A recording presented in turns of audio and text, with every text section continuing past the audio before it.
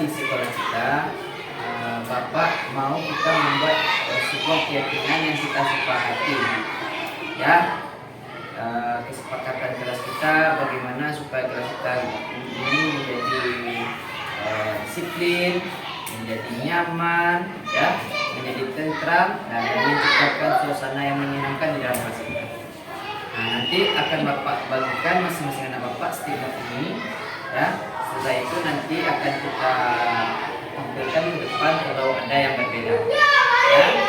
Silakan ditulis apa menurut anak Bapak yang perlu kita yakini di kelas kita atau kita sepakati supaya suasana belajar di kelas kita itu tertib, aman, nyaman, dan kondusif. Begitu juga dengan sekolah kita. Bisa dipahami? Bisa. Baik, berapa kebagiannya?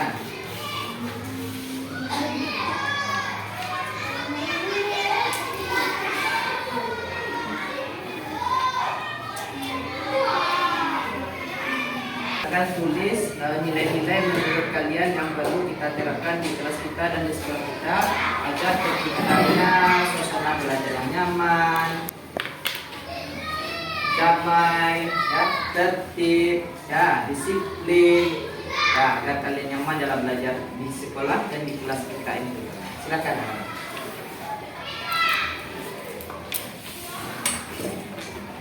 Ya, nilai itu menurut kalian apa? Menurut apa sih yang perlu kita lakukan dalam belajar ini supaya kita nyaman dalam belajarnya, supaya suasana kita senang dalam kelas.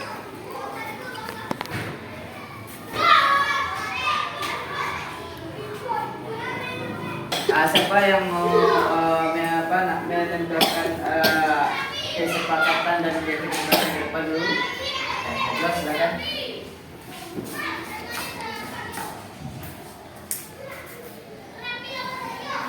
Oke, di sini kesepakatan yang mau diajukan oleh Najwa, membuang sampah sembarangan bayar denda.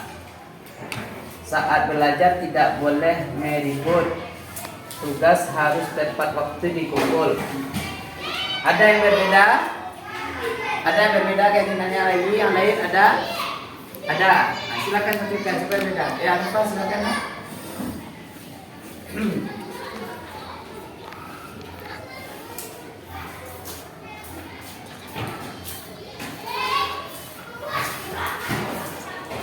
Tidak boleh membuka sepatu. Jika guru berbicara, menghadap ke guru atau perhatikan, ya, perhatikan ke guru. Terus, jika tidak membuat PR, dikasih kesempatan 1 hari. Jika tidak dibuat, juga akan dihukum. Nah, ya, berarti anak Bapak, berarti ini Najwa ini berarti apa ya, kesepakatan keyakinan kelasnya, artinya ini menjaga kebersihan, ya, menjaga kebersihan kelas. Sama enggak yang dikatakan Mangiwa dengan itu nilainya, nak? Ya. Menjaga kebersihan kelas. Saat belajar tidak boleh meribut, berarti apa tuh? Tidak menjaga ketertiban kelas, ya.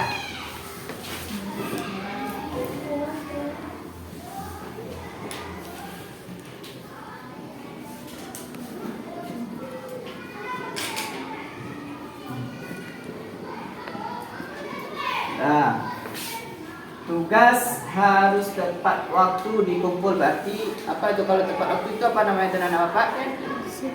Disiplin.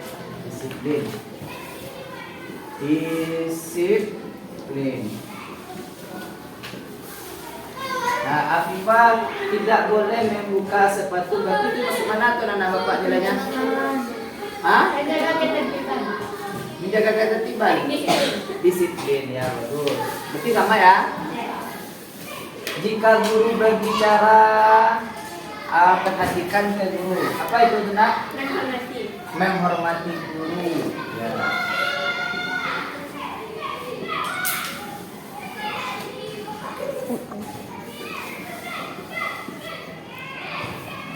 Nah, jika tidak membuat PR, dikasih kesempatan 1 hari. Jika tidak dibuat, akan diberi hukuman. Apa hukumannya Nana Bapak? Bersihkan listrik. Ya. Berarti itu masuk apa itu? Nilainya? Disiplinnya. Ada lagi yang berbeda? Silakan kita tampilkan dulu. Jika ada yang berbeda dengan yang dia ide awalnya ada yang berbeda, silakan. Nah, anak-anak Bapak, dari stick note yang sudah Bapak bagikan tadi ada 9 nilai keyakinan kelas yang kita diskusikan tadi bersama. Ya, dari kesepakatan kelas yang sudah anak-anak Bapak ajukan. Tanya Bapak dulu, setuju nak, sepakat anak-anak Bapak dengan apa yang disampaikan oleh teman-teman tadi? Nah, ini nilai keyakinan kelas yang harus kita tanamkan di kelas kita. Sepakat? Sepakat dengan nilai keyakinan kelas kita? Baik, mudah-mudahan anak-anak Bapak dengan kita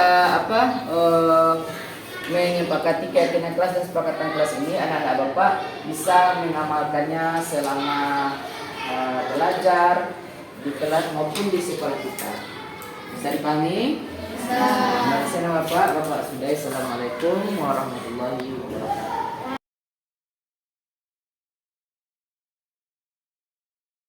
Assalamualaikum Bu.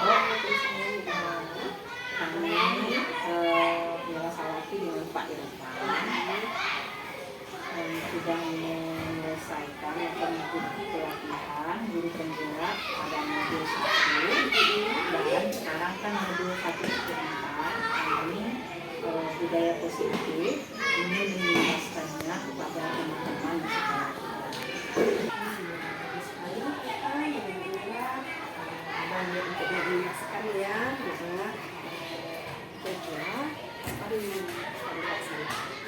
juga rencananya kami bersama Pak Irfan akan melaksanakan pada tanggal 11 November 2022. Apakah untuk kegiatan penugasan ini bisa dilakukan setelah PBN selesai? Ya Ibu, sebaiknya seperti itu. Jadi kita tidak mengganggu pembelajaran dan kami mohon kepada Ibu untuk bisa mengisikan kegiatan. Insya Allah nanti kita mengisikan teman-teman.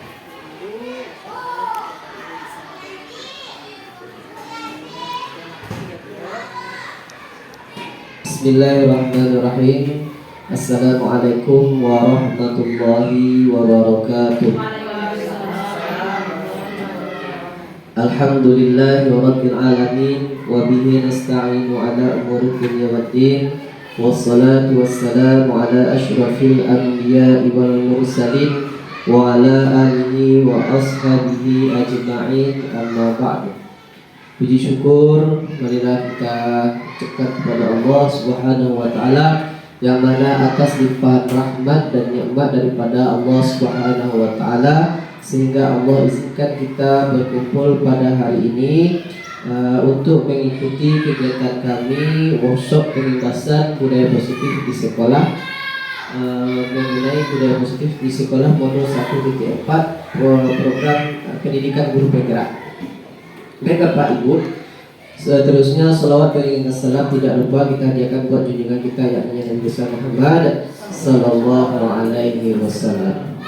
Yang sama-sama kita hormati Ibu Kepala SDN 20 Nepal dan seterusnya ibu-ibu yang sudah meluangkan waktunya untuk mengikuti workshop pengembasan budaya positif di sekolah. Kami ucapkan terima kasih kepada ibu-ibu semua yang sudah meluangkan waktunya. Mudah-mudahan waktu luang yang Ibu sediakan untuk kami ini diberi pahala oleh Allah Subhanahu wa taala. Amin amin ya Allah ya rabbal alamin. Baik Bapak Ibu, pada kesempatan kali ini workshop pengembasan budaya positif di sekolah ini kami calon guru penggerak angkatan 6 Kota Solo yang bertempat di SDN 20 Nepal ini berkolaborasi Bapak Ibu. Jadi memang tugas kami ini untuk melakukan workshop ini memang diminta untuk berkolaborasi dan alhamdulillah di sekolah kita ada 2 orang guru penggerak. Jadi yang pertama saya Bapak SPD dan Ibu Mira Sarwati SPDI. Nah. Baik Bapak Ibu, apa sih yang dimaksud dengan budaya positif itu?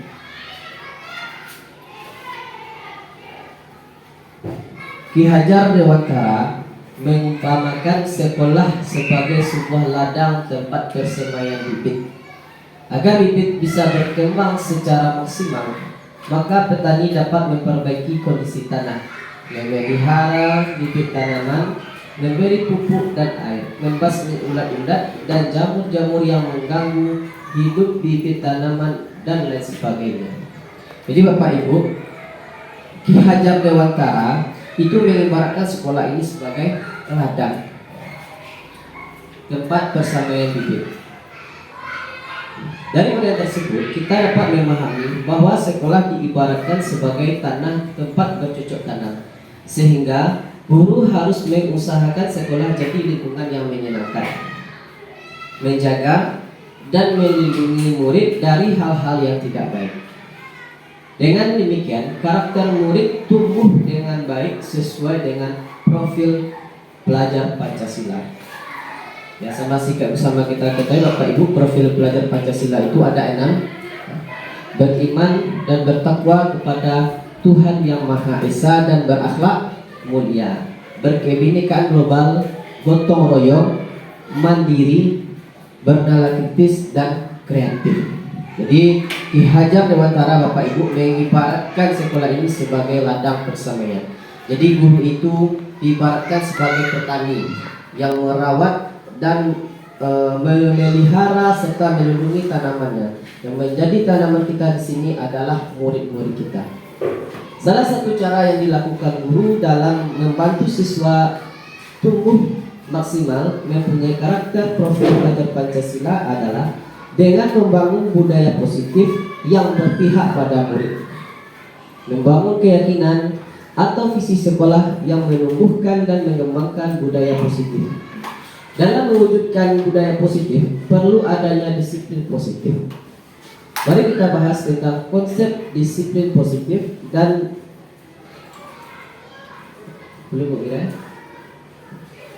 konsep disiplin positif dan motivasi dalam melakukan disiplin positif dalam budaya positif. Di dalam melakukan budaya positif ini Bapak Ibu, dalam melakukan budaya positif ini kita perlu menerapkan disiplin positif dan menumbuhkan motivasi untuk menumbuhkan disiplin positif dalam budaya positif. Pemahaman saya tentang konsep-konsep yang telah dipelajari di modul ini, yaitu modul 1 tentang 1.4 Bapak Ibu. Jadi kami di modul 1 itu dibagi menjadi 4. Modul 1.1 itu mengenai filosofi pendidikan Ki Hajar Dewantara yang disingkat dengan KHD. Kemudian nilai dan peran guru penggerak. Yang ketiga paradigma, visi dan misi. Ya, visi dan misi sebagai guru penggerak, dan yang keempat itu mengenai budaya positif. Ya, mengenai modul ini, budaya positif ini, pemahaman saya itu pertama mengenai disiplin positif, teori kontrol, teori motivasi, hukum dan penghargaan, posisi kontrol guru, kebutuhan dasar murid atau manusia, keyakinan kelas, dan segitiga restitusi. Jadi insyaallah nanti ini akan kita jabarkan satu-satu Bapak Ibu. Konsep disiplin positif dan motivasi. Apa sih yang disebut dengan disiplin positif ini? Disiplin, kata Ki Hajar Dewantara, bahwasanya disiplin tersebut adalah mewujudkan murid yang merdeka. Murid harus memiliki disiplin yang kuat yang berasal dari dirinya atau berasal dari luar dirinya. Jadi ada motivasi intrinsik Bapak Ibu. Itu nanti ada motivasi intrinsik yang berasal dari dalam diri siswa, dan ada nanti motivasi ekstrinsik yang berasal dari luar diri siswa. Banyak orang yang memaknai sebagai sesuatu yang dilakukan seseorang pada orang lain untuk mendapatkan kepatuhan dan memiliki kecenderungan ketidaknyamanan, serta sering dihubungkan dengan tata tertib yang berkaitan dengan sanksi dan hukuman bagi yang melanggarnya. Jadi banyak kita memaknai untuk menerapkan disiplin ini Bapak Ibu kita akan memberikan sanksi dan hukuman. Jadi kecenderungan kita banyak seperti itu. Di mana ada kemerdekaan, disitulah harus ada disiplin yang kuat.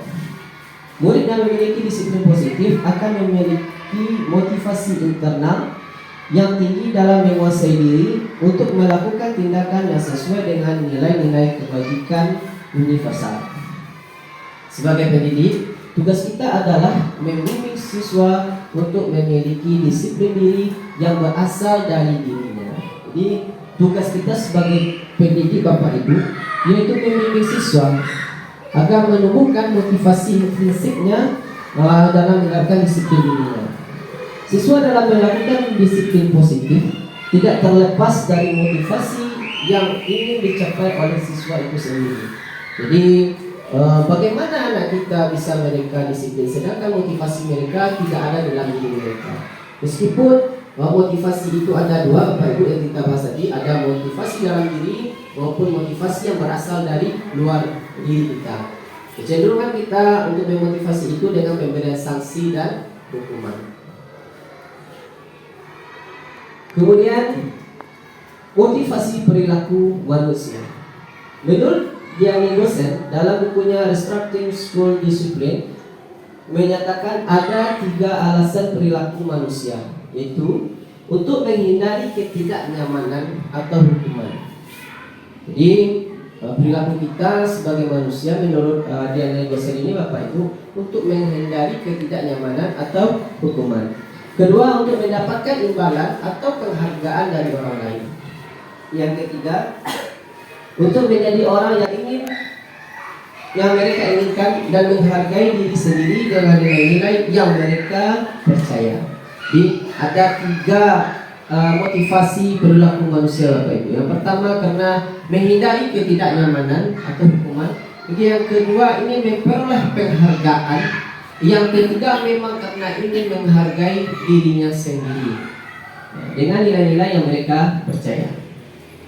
Dari ketika motivasi perilaku manusia dalam mewujudkan disiplin positif yang harus ditanamkan oleh murid-murid adalah motivasi nomor 3. Jadi dalam menerapkan disiplin positif ini Bapak Ibu, untuk mewujudkan disiplin positif ini, motivasi yang kita tanamkan kepada siswa kita itu adalah motivasi yang nomor 3. Jadi memang motivasi yang mereka inginkan dan menghargai diri sendiri dengan nilai-nilai yang mereka yakini. Bapak Ibu, teori motivasi perilaku manusia. Ya, ini yang menurut dosen tadi Bapak Ibu dan dari dosen. Nah, ada motivasi eksternal. Nah, kita singgung di awal. Nah, untuk menghindari ketidaknyamanan atau hukuman. Nah, jadi apa nanti? Jadi pertanyaannya ketika mereka tidak melakukan itu, apa yang akan terjadi kepada diri murid kita tersebut? Dan juga yang kedua, mendapatkan penghargaan atau imbalan dari orang lain. Nah, kalau mereka berbuat sesuatu, apa sih penghargaan yang mereka dapatkan? Jadi itu masih motivasi eksternal Bapak Ibu. Nah, yang terakhir untuk menghargai diri kita sendiri. Nah, jadi kalau motivasi dalam diri murid kita dan juga dalam diri kita Bapak Ibu, kita akan bertanya, saya akan menjadi orang seperti apa apabila saya melakukan sesuatu. Jadi kalau kita berbuat sesuatu, kita akan menjadi seperti apa. Jadi memang muncul dalam diri peserta didik kita Bapak Ibu, tidak dari luar. Itu yang perlu kita temukan. Kemudian perubahan paradigma. Budaya positif merupakan perwujudan dari nilai-nilai atau keyakinan universal yang diterapkan di sekolah. Budaya positif diawali dengan perubahan paradigma tentang teori kontrol. Jadi untuk mewujudkan budaya positif ini Bapak Ibu, kita perlu melakukan perubahan paradigma, yaitu tentang teori kontrol. Selama ini barangkali kita sebagai guru merasa berkewajiban mengontrol perilaku siswa agar memiliki perilaku yang sesuai yang guru harapkan, baik dengan memberikan penghargaan maupun memberikan sanksi atau hukuman. Perubahan paradigma. Nah, sekarang Bapak Ibu coba kita ikuti kegiatan ini. Sedikit explain Bapak Ibu. Nah, kegiatan kepalan tangan. Coba Bapak Ibu kepalkan tangannya. Ya. Ya. Ada A dan B. Nah, jadi berpasangan Bapak Ibu. Mungkin nanti Bu Kepala dengan Bu Evi, Bu Cindy dengan Bu Yoma, nanti dari Bu Yanti dengan Ibu Teten. Nah, sobeklah secari kertas, tuliskan benda sesuatu yang sangat berharga menurut Bapak Ibu. Silakan Bapak Ibu ambil secari kertas Bapak Ibu.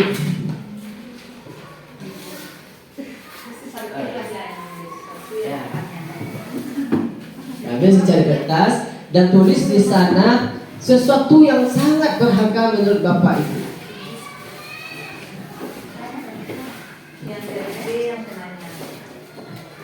Satu bisa Pak? Ya, menurut Ibu apa yang paling berharga?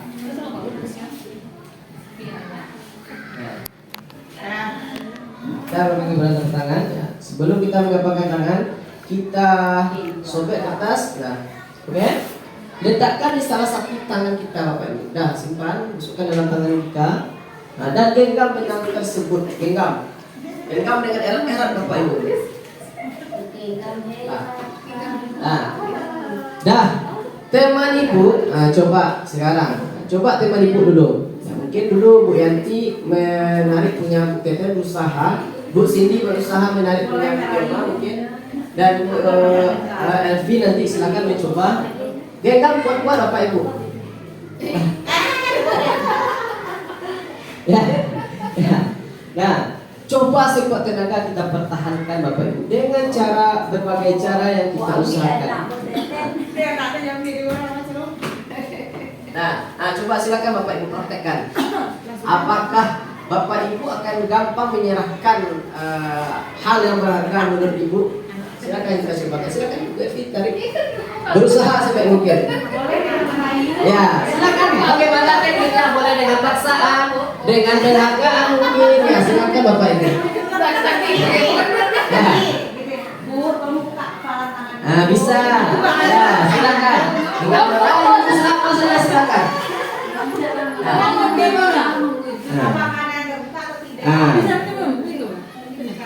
Ya. Ya terserah Bapak Ibu mau dilepas mau tidak terserah. Ya. Ya, terserah bagaimana caranya. Mau dipaksa kayak mau dikasih Bisa dipertahankan. Ya.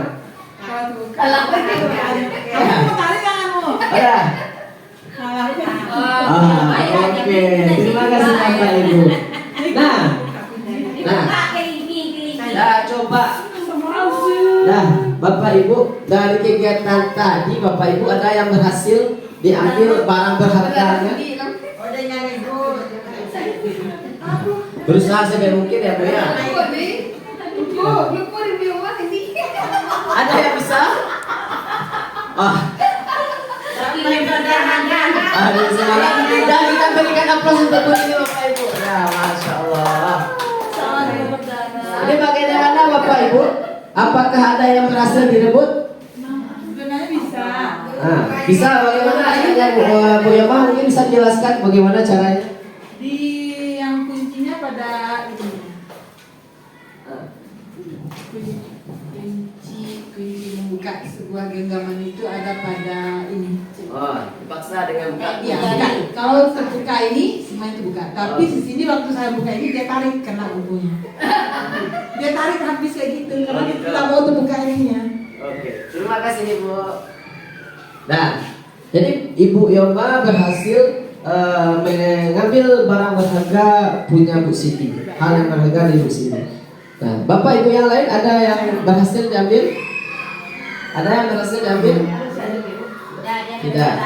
Nah, jadi Bapak Ibu dari hal tadi ternyata kalau motivasi kita dari dalam diri kita, nah, pelajaran kita ambil itu akan sangat susah orang menggoyahkannya. Tetapi kata Bu Yoma, Tadi beliau menggunakan trik. Jadi kita juga harus hati-hati Bapak Ibu dengan trik yang dilakukan oleh seseorang dalam mengambil hal yang berharga bagi kita. Itu pelajarannya Bapak Ibu. Tapi kalau kita memang kuat dan berusaha sedemungkin dengan mempelajari trik-trik orang, akan kita bisa mempertahankannya. Nah, jadi itu merupakan motivasi dari dalam dan dari luar. Baik Bapak Ibu, perubahan paradigma stimulus respon-respon teori kontrol atau teori pilihan. Siapa sesungguhnya yang memiliki kontrol? Ada stimulus respon, ada teori kontrol. Kita mencoba mengubah orang agar berpandangan sama dengan kita. Kalau teori kontrolnya Bapak Ibu, kita berusaha memahami orang lain tentang dunia. Kalau responnya kita memaksa, kita mencoba agar orang berpandangan sama dengan kita. Kalau kita teori kontrolnya, kita berusaha memahami pandangan orang lain tentang dunia. Jadi kita menerima berbagai pandangan. Tapi kalau respon, kita memaksakan orang berpandangan sama dengan kita. Perilaku buruk dilihat dari suatu kesalahan. Itu stimulus respon kita. Sedangkan teori kontrolnya, semua perilaku memiliki tujuan. Jadi meskipun perilaku buruk itu pasti ada alasannya Bapak Ibu. Kenapa seseorang maupun murid kita melakukan suatu kesalahan atau perbuatan yang buruk, pasti ada tujuannya. Kemudian orang lain bisa mengontrol saya.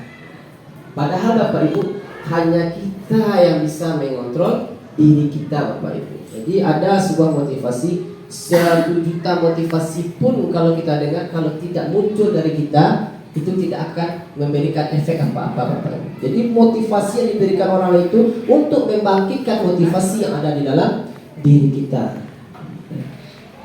Kemudian saya bisa mengontrol orang lain. Padahal sebenarnya Bapak Ibu, kita tidak bisa mengontrol orang lain. Kita tidak bisa.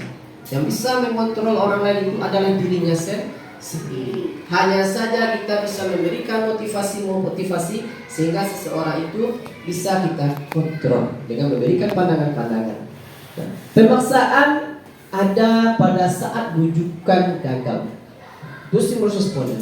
Ketika kita membujuk seseorang itu gagal, maka akan kita paksa. Tapi kenyataannya, kolaborasi dan konsensus menciptakan pilihan-pilihan baru. Ini bisa kita terapkan Bapak Ibu dalam membuat kesepakatan kelas. Kolaborasi dengan siswa, kita membuat kesepakatan, dan apa konsensusnya Bapak Ibu? Model berpikir mengalah atau menang. Padahal sebaiknya model berpikir itu harus sama-sama menang. Tidak ada kalah, tidak ada menang. Yang ketiga Bapak Ibu, keyakinan kelas. Keyakinan kelas adalah salah satu disiplin positif yang bisa kita terapkan dalam membangun budaya positif di sekolah. Jadi seperti yang saya sampaikan tadi Bapak Ibu, salah satu membangun budaya positif itu adalah dengan membuat keyakinan kelas untuk menerapkan disiplin positif. Dengan adanya keyakinan kelas di setiap kelas, diharapkan dapat mewujudkan tujuan pendidikan yang berorientasi pada profil pelajar Pancasila. Keyakinan kelas. Jadi untuk membuat keyakinan kelas ini Bapak Ibu, kita bersama-sama dengan siswa kita. Keyakinan kelas itu hendaklah bersifat lebih abstrak. Keyakinan kelas dituliskan berupa pernyataan-pernyataan universal. Pernyataan keyakinan kelas senantiasa dibuat dalam bentuk positif. Keyakinan kelas hendaknya tidak terlalu banyak. Jadi kalau kita dalam membuat keyakinan dalam kelas kita Bapak Ibu, jangan terlalu banyak. Supaya apa? Supaya mudah diingat dan dipahami oleh semua siswa kita, semua murid kita. Keyakinan kelas sebaiknya sesuatu yang dapat diterapkan di lingkungan sesuai dengan kondisinya. Jadi kalau tidak sesuai dengan kondisinya, jangan kita gunakan itu. Jadi keyakinan kelas yang kita gunakan itu memang sesuai dengan kondisi murid kita di kelas. Semua warga kelas hendaknya ikut berkontribusi dalam pembuatan keyakinan kelas lewat kegiatan curah pendapat. Jadi bisa jadi Bapak Ibu kita menyerahkan sebuah kertas kepada siswa nanti biar mereka mencurahkan isi pemikiran mereka. Bersedia meninjau kembali keyakinan kelas dari waktu ke waktu. Jadi setelah kita membuat keyakinan kelas kita tinjau apakah ini sudah efektif atau belum dalam menerapkan disiplin positif. Nah seperti ini Bapak Ibu, memberikan lembar kertas.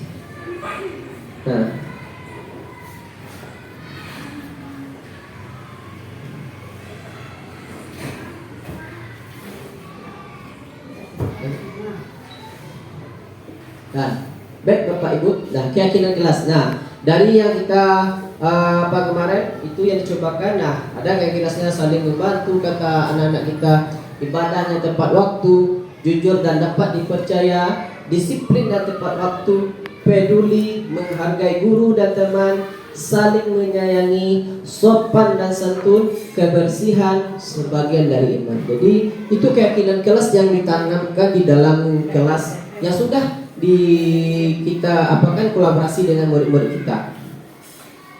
Ini salah satu contohnya Ibu ya.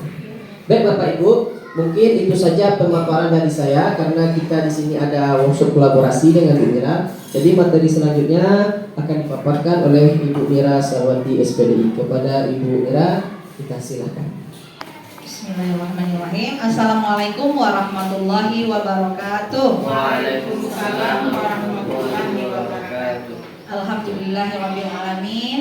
Puji dan syukur mari kita ucapkan kehadiran Allah Subhanahu wa taala yang mana pada hari ini kita masih diberinya kesehatan sehingga bisa berkumpul dalam ruangan ini. Insyaallah kami nanti akan mensosialisasikan tentang pengimbasan budaya positif di sekolah. Selanjutnya, selawat beriring salam buat junjungan Nabi besar kita yang dengan Nabi Muhammad Sallallahu Alaihi Wasallam. Allahumma shalli ala Muhammad wa ala ali Muhammad. Yang sama-sama kita hormati Ibu Kepala Sekolah, terusnya kepada Ibu yang meluangkan waktunya untuk kegiatan kita pada hari ini. Baiklah kami sebagaimana mungkin sudah disampaikan juga tadi oleh Pak Irfan Gafur, berkolaborasi tentang pengimbasan budaya positif di sekolah, yaitu sebagaimana kami adalah CDP Angkatan 6 Kota Solo yang insyaallah perjalanan ini akan kami tempuh selama 6 bulan. Mudah-mudahan bisa berjalan ke depannya lancar. Amin, amin ya rabbal alamin. Dan dapat nantinya kita imbaskan atau kita terapkan di sekolah. Nah pada hari ini kita akan melanjutkan budaya positif tadi. Sebagaimana kami telah mempelajari modul 1.4 yang dimana modul 1 yang di sana ada 4 modul yang kita pelajari. Salah satunya ini modul 1.4 yaitu tentang budaya positif. Tadi sudah disampaikan yang pertama tentang disiplin positif, yang kedua paradigma, yang ketiga keyakinan kelas. Nah, setelah ini kita ketahui atau kita bentuk, kita akan lanjutkan pengimbasan tentang 5 kebutuhan dasar manusia. Nah, apa itu 5 kebutuhan dasar manusia?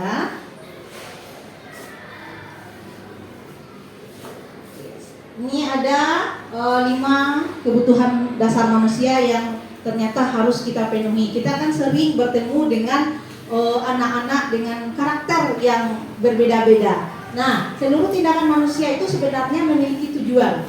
Tadi ketika sebelumnya kita sudah ada paradigma ketika kita mau tidak menyerahkan atau buka kepala tangan, itu kan ada teori kita juga. Karena kita bisa mempertahankan prinsip. Ternyata manusia itu memiliki kebutuhan dasarnya. Nah, karena dia punya tujuan tertentu. Semua yang kita lakukan adalah usaha terbaik kita untuk mendapatkan apa yang kita inginkan. Ketika kita mendapatkan apa yang kita inginkan, sebetulnya saat itu kita sedang memenuhi satu atau lebih dari satu kebutuhan dasar kita.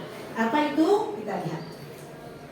Nah, yang pertama kebutuhan bertahan hidup. Nah, kebutuhan bertahan hidup yang bersifat fisiologis. Untuk bertahan hidup misalnya kesehatan, rumah, makanan, dan sebagainya. Nah, dalam kasus ini ada kasus Doni. Dalam kasus Doni ini ketika dia mengambil makanan atau bekal temannya. Kasus itu yang kita pelajari di sini. Apabila Doni ini menjawab, dia akan menjawab 5 kebutuhan dasar nanti. Apabila Doni menjawab, kita ditanya ketika dia belajar ditanya oleh Ibu Abah, dia lapar dan orang tuanya tidak membawakan bekal makan siang, maka kebutuhan dasar yang sedang dipenuhi oleh Doni adalah kebutuhan dasar untuk bertahan hidup. Jadi kita sebenarnya sampai ke situ kita harus melihat anak kita. Yang kedua, kita kebutuhan dasar yang kedua yaitu cinta dan kasih sayang. Kebutuhan untuk diterima, kebutuhan untuk mencintai dan memiliki, meliputi kebutuhan akan hubungan dan koneksi sosial. Kebutuhan untuk memberi dan menerima kasih sayang, dan kebutuhan untuk merasa menjadi bagian dari sesuatu kelompok.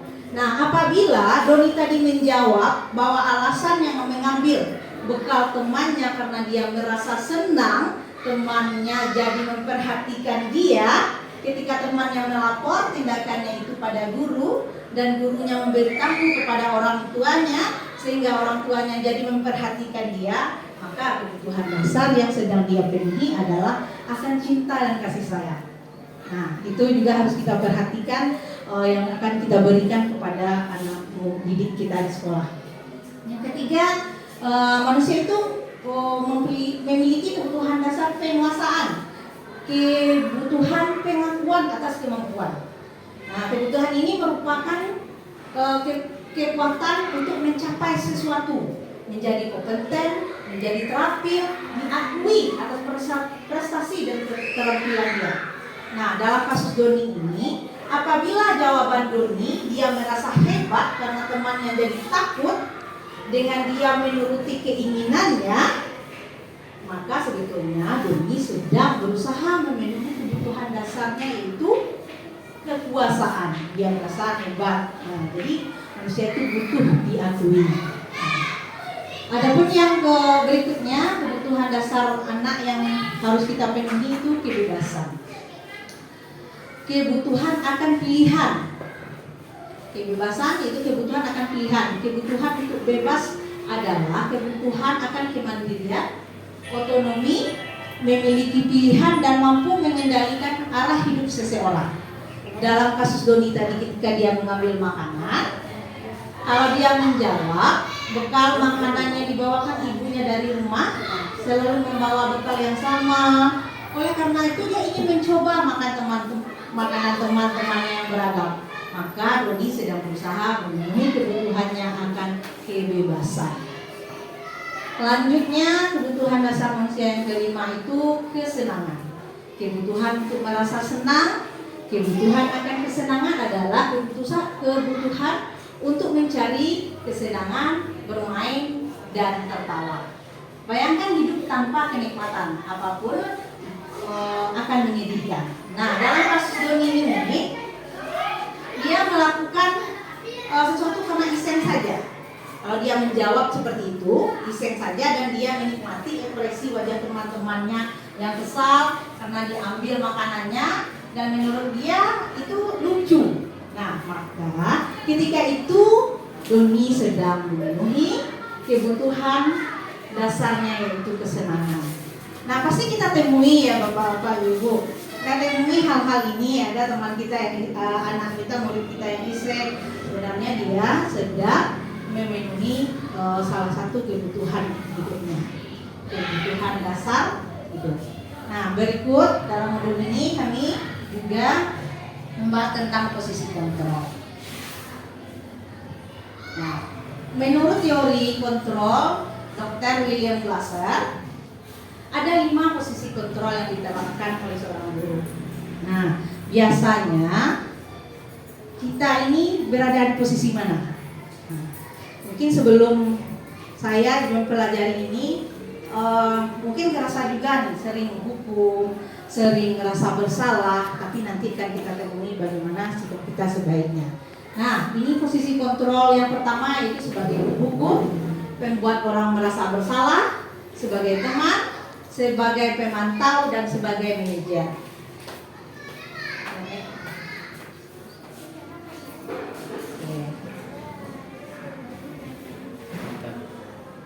Ya, kita akan melihat ini 5 posisi kontrol yang telah kita pelajari dan bagaimana cara yang baiknya. Di mana kita posisi kita selama ini. Kita lanjut langsung di apa ya kan? Yang di video kita lanjut lihat yang langsung penghukum.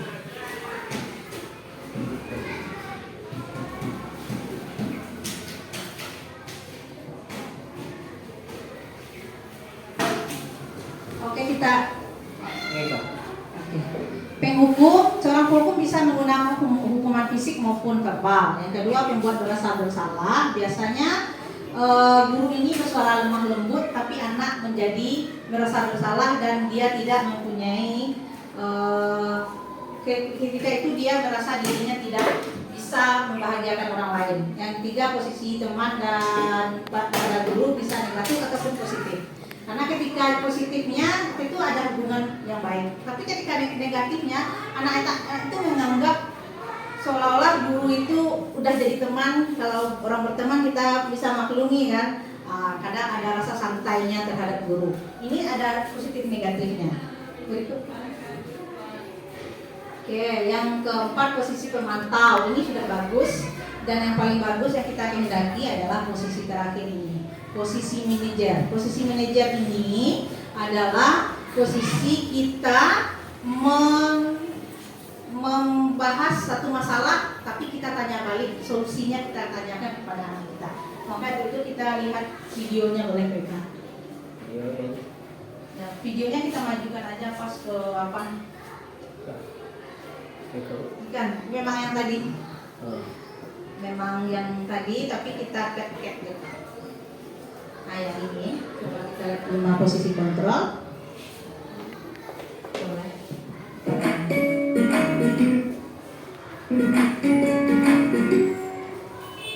Salam bahagia Ibu dan Bapak guru hebat. Dalam penerapan disiplin positif restitusi, salah satu program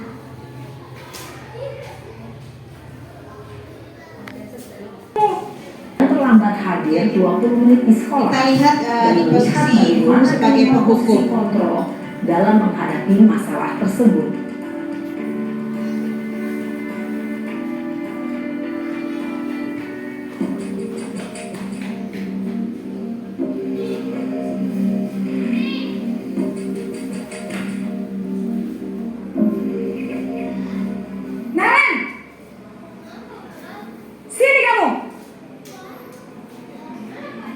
Selamat pagi, Bu.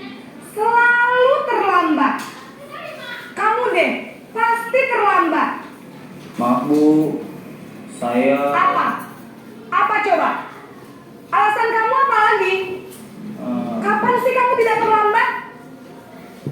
Malas sekali ya kamu jadi anak. Saya... Dasar pemalas. Gak kapok-kapok sih kamu. Sudah berapa kali terlambat?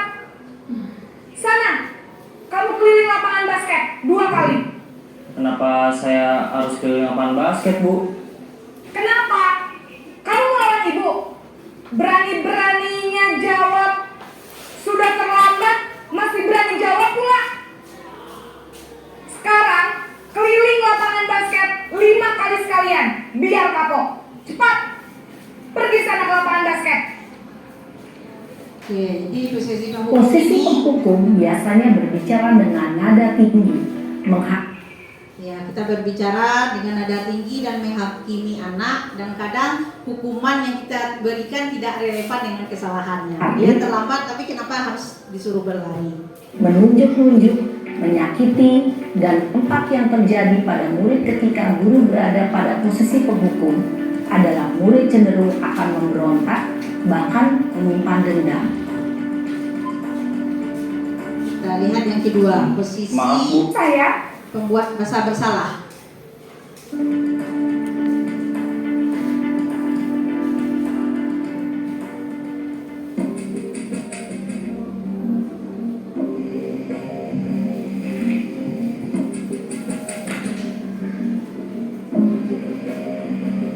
Naren,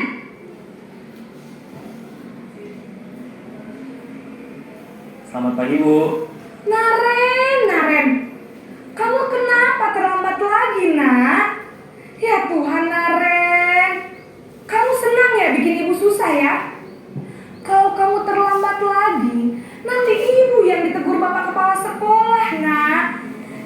Bapak Ibu tidak bisa membina kamu. Duh, gimana ini? Maaf Bu. Duh, Gusti Naren. Kamu suka ya kalau Ibu ditegur Bapak Kepala Sekolah? Terus, sekarang Ibu harus tulis apa yang di buku absen? Ini kamu sudah sering terlambat loh. Ibu harus apa coba? Maaf Bu. Maaf sekali. Ya sudah, lain kali jangan bikin Ibu susah lagi ya nak ya. Ibu tidak akan kuat lagi kalau kamu begini terus. Bisa jantungan kalau Ibu ditegur Bapak Kepala Sekolah. Sana cepat ke kelas. Maaf ya Bu. Maaf sekali.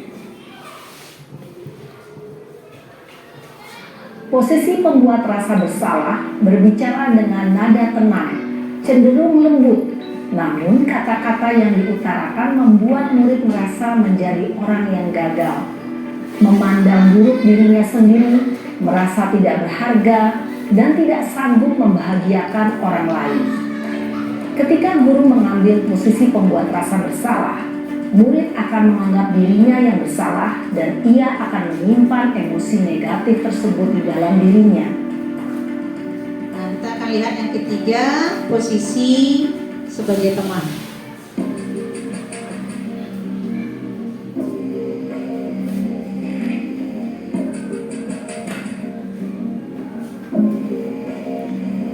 Naren!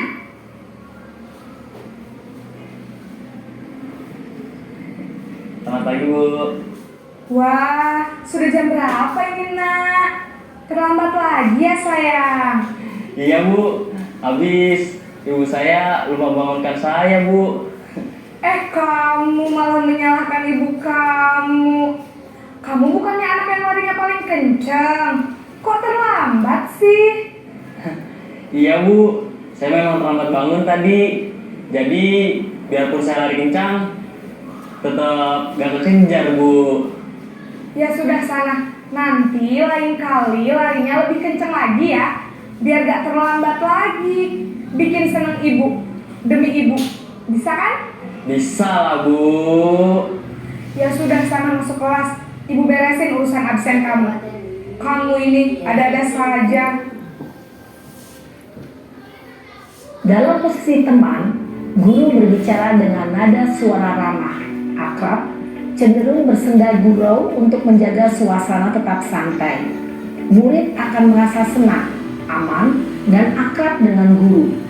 Identitas yang tercipta adalah identitas sukses atau berhasil. Namun, perlu diingat, karena ini masih dorongan eksternal, maka ada faktor ketergantungan dari murid kepada orang tertentu. Di sini, guru absennya, sehingga di lain waktu, murid bisa berperilaku baik, namun hanya kepada orang-orang tertentu saja. Nah, selanjutnya keempat kita akan lihat posisi pemantau atau monitor. Ini sudah mulai bagus juga Bapak Ibu.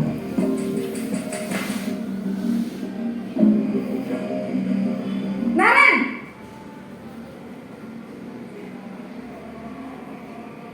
Selamat pagi Bu. Naren, apa peraturan sekolah kita tentang jam berapa kita harus masuk sekolah, nak? Kita harus di sekolah jam 7 Bu. Iya betul, sekarang sudah jam 7.20. Naren sudah tahu konsekuensinya jika terlambat hadir. Paham Bu. Saya harus tinggal kelas pas jam istirahat selama 20 menit. Iya benar, konsekuensinya demikian. Jadi nanti jam 9.30 pas istirahat, kamu harus tinggal di kelas, kerjakan tugas tambahan untuk ketertinggalan kamu, ya? Baik Bu. Posisi pemantau mengandalkan penghitungan atau data untuk mengontrol murid. Guru mengarahkan murid berdasarkan peraturan dan konsekuensi. Seorang pemantau menunjukkan bahasa tubuh dan ekspresi wajah yang datar dan cenderung formal. Nah, dan ini yang terakhir yaitu posisi manajer, posisi yang kita harapkan.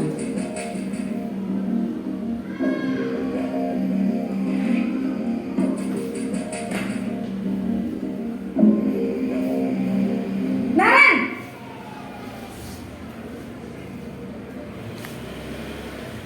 pagi Bu.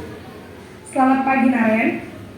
Maaf Bu, saya terlambat. Iya, sekolah masuknya jam 7, sekarang sudah jam 7.20. Jadi sekarang bagaimana ini Naren? Maaf Bu, saya lupa setel alarm saya semalam. Baiklah, menurut kamu, keyakinan sekolah yang mana yang perlu kamu tingkatkan? Menghargai diri sendiri dan orang lain mungkin ya Bu. Setuju. Jadi, apakah Naren meyakini prinsip saling menghormati tersebut? Iya Bu, saya meyakininya.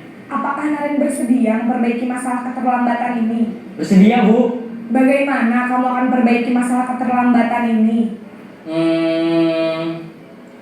Saya akan coba untuk tidak lupa menyetel alarm saya Bu. Baik, kalau Naren lupa menyetel alarm di rumah, ada orang yang kira-kira bisa bantu mengingatkan tidak? Ada Bu, kakak saya, Kak Ema. Ada lagi selain Kak Emma? Selain Kak Ema, ada ibu saya. Baik, jadi yang mengingatkan Naren adalah Kak Emma dan ibu kamu ya? Kira-kira akan mulai setel alarm kapan nih Naren? Setelah pulang sekolah, akan segera saya lakukan. Baik, jadi Naren akan setel alarm untuk bangun besok pagi dan akan diingatkan oleh kakak dan ibunda Naren ya. Ada lagi yang mungkin perlu dilakukan Naren agar tidak terlambat bangun lagi? Tidak ada Bu. Baik Naren, terima kasih untuk kerjasama kamu. Sekarang kamu perlu kembali ke kelas untuk belajar. Baik Bu, terima kasih. Posisi manajer adalah posisi kontrol yang disarankan untuk membimbing murid memiliki sikap disiplin yang positif, yaitu murid yang mandiri, bertanggung jawab, dan dapat memecahkan masalah. Tujuan dari posisi ini adalah agar murid dapat berefleksi atas tindakannya. Guru akan dengan tulus memberikan pertanyaan-pertanyaan bermakna, sehingga membuat murid dapat belajar dari kesalahannya dan mencari sebuah solusi untuk menyelesaikannya. Jadi Bapak Ibu tadi kita sudah lihat sudah 5 posisi kontrol, dan kita berharap nanti bisa di posisi kontrol yang kelima ini sebagai manajer, apapun masalah kita kembalikan kepada anak kita supaya bisa dia menyelesaikan masalah dengan cara akan kita lanjutkan dengan segitiga restitusi namanya. Segitiga restitusi ini adalah proses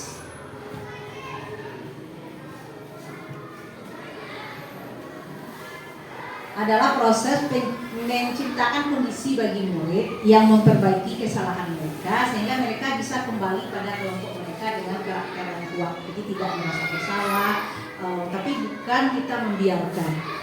Tapi kita tetap memberikan arahan yang baik. Bagaimana caranya? Ada segitiga ini. Yang pertama kita akan validasi tindakan yang salah. Kita tanya tindakan. Setelah itu kita stabilkan identitas kesalahan mereka itu bukan dia saja yang berbuat. Dan nanti baru kita menanyakan keyakinan. Jadi maka itulah kita perlu membuat keyakinan di kelas. Dia sudah menyadari dengan kesalahan dia dan dia bisa memperbaikinya sendiri atas bimbingan kita. Nah,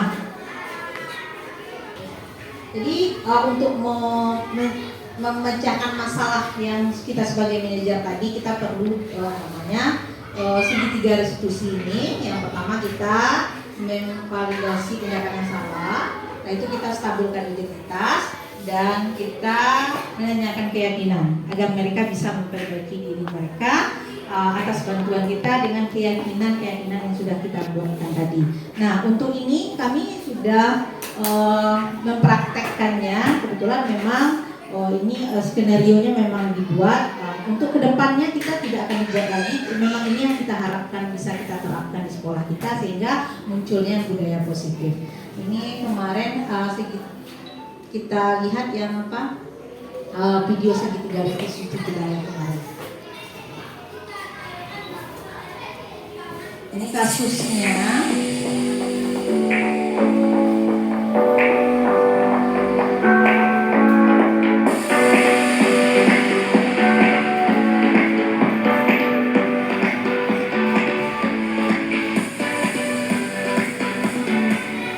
Boleh naik di kasusnya aja, Bu. Ini penerapan praktek segitiga 3 restitusi di sekolah. Kemarin ada kasus anak yang terlambat sirama. Kebetulan memang pas dia tidak memakai topi dan kita memang langsung kita tanya. Suaranya bisa enggak?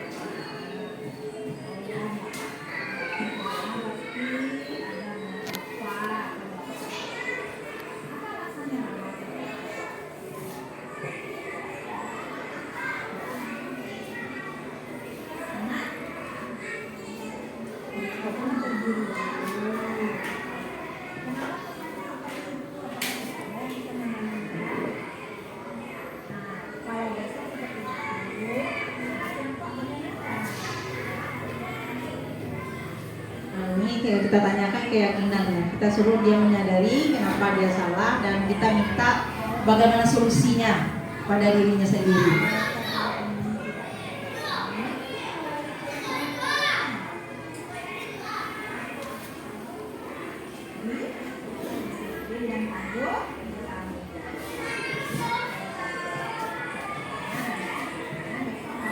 Dia ada nilai disiplin dan tanggung jawab yang dilanggarnya oleh Suprama dan dia berjanji akan memperbaikinya.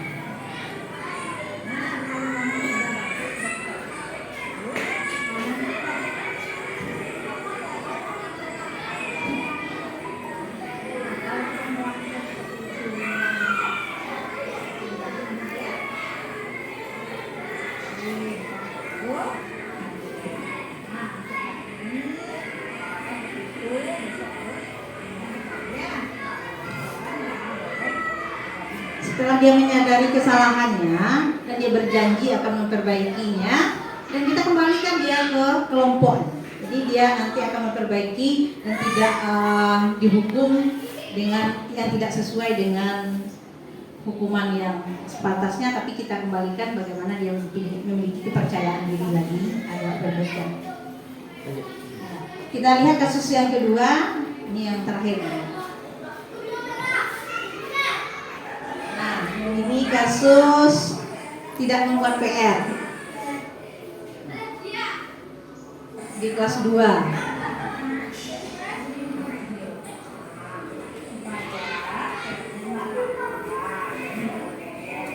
Kedengaran suaranya Pepan?